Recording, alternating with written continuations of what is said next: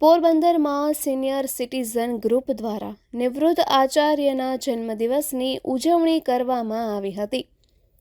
પોરબંદરના ભીમેશ્વર મહાદેવ મંદિર senior citizen ગ્રુપના વરિષ્ઠ નિવૃત્ત શિક્ષક આચાર્ય મણિભાઈ પરસોત્તમભાઈ થાનકીના જન્મદિવસની ઉજવણી ગ્રુપ દ્વારા કરવામાં આવી હતી. મણિભાઈ થાનકીનો જન્મ તારીખ 8/4/1935ના રોજ અડવાણા ગામે થયો હતો. તેઓ જીવનના 91 વર્ષ પૂરા કરી 92મા વર્ષમાં પ્રવેશતા તેના જન્મદિવસની ઉજવણી થઈ હતી. મણિભાઈના જન્મ બાદ પિતાનું અવસાન થતાં આર્થિક પરિસ્થિતિ સારી ન હોવાથી મામા તેડી જતા મામાના પરિવારમાં ઉછેર થયો. તેઓએ શિક્ષક તરીકે પ્રથમ નિમણૂક ભાણવડ તાલુકાના કલ્યાણપુરમાં 1956માં મેળવ્યા બાદ 1962માં બખરલા પ્રાથમિક શાળામાં આવ્યા હતા.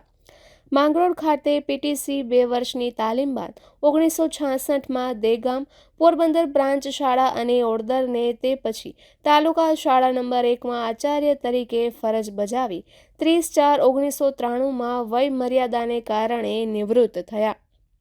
પોતાની નોકરી દરમિયાન વસ્તી ગણતરી, પ્રૌઢ શિક્ષણ તેમજ પોસ્ટ ઓફિસમાં નાની બચતમાં પણ વિશિષ્ટ કામગીરી કરવા બદલ પ્રમાણપત્રો મળ્યા હતા.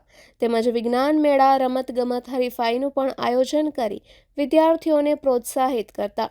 નિવૃત્તિ બાદ પણ તાલુકા તેમજ જિલ્લા પેન્શન સમાજમાં પ્રમુખ મંત્રીની જવાબદારી નિભાવી પેન્શનરોની મુશ્કેલી નિવારવા હંમેશા પ્રયત્નશીલ રહ્યા છે. આવા વિરલ વ્યક્તિત્વ ધરાવતા 92 વર્ષની ઉંમરે આનંદી એવા મણિભાઈ થાનકીના જન્મદિવસની ઉજવણી નિમિત્તે નિવૃત્ત વરિષ્ઠ શિક્ષક ભાયાભાઈ ભૂતિયાએ તેમને શાલ તેમજ ફુલહાર કરી સન્માન કર્યું હતું.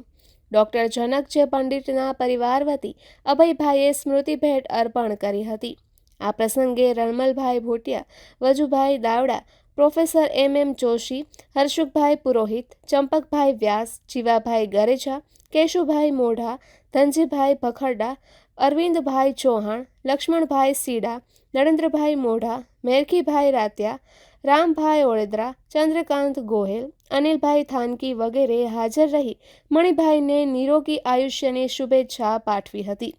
મણિભાઈએ જીવનમાં પ્રથમવાર શાનદાર રીતે જન્મદિવસની ઉજવણી કરવા બદલ સૌનો આભાર માન્યો હતો.